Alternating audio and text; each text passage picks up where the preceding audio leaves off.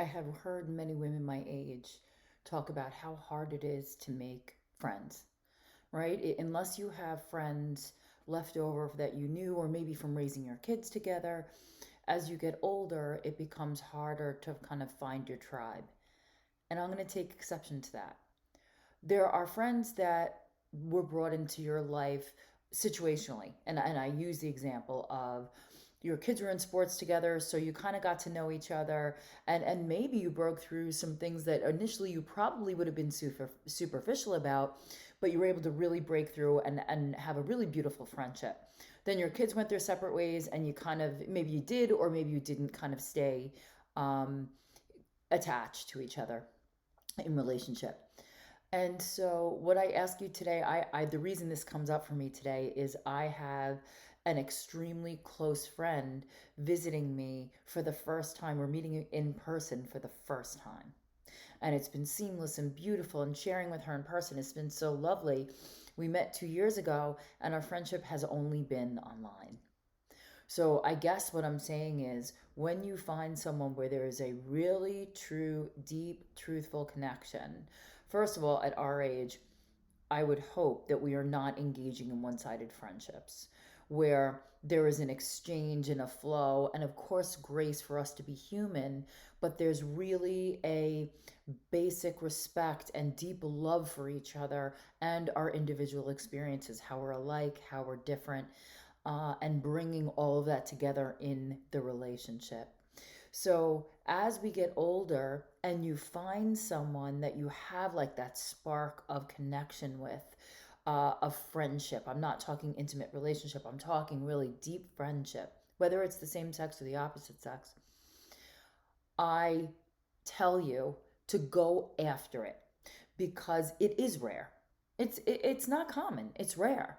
So when you find that glint of commonality or you feel really connected when you speak, go for it. Knock on the door. Knock on their door until they send you packing. Because and then keep checking back. Because with my friend, I think it's not like she didn't welcome me, but she was probably a little wary because I can be a little intense. I know that's very surprising to hear, wallflower that I am. But I was like, listen, I'm not going anywhere. Take your time. Let's exchange, let's start to open up to each other. You'll see that I'm trustworthy. You'll see that I am who I say I am. And then we can go from there. I had another friend who we haven't yet met in person, but she was a really tough nut to crack. I really needed to prove that I would just be there and with nothing in return. There was nothing in return, but I knew that there was a purpose for us to relate and get together. And so I'm making a slight correction to my relationship is once you are in the relationship, it can't be one-sided. But I'm telling you, have patience when you have that spark with someone because it can grow. And unfortunately, many women have been burned by other women and they may have trust issues. But if you sit in the space with them and your deeds are your words and you show up for them, and when they're speaking, you hold space for them and you ask if they want feedback, you don't just offer. So you really make sure that you hear them. And I would employ active listening techniques like, wow, what I heard was this. So you know that it's not like your interpretation, it's what they really meant for you to hear.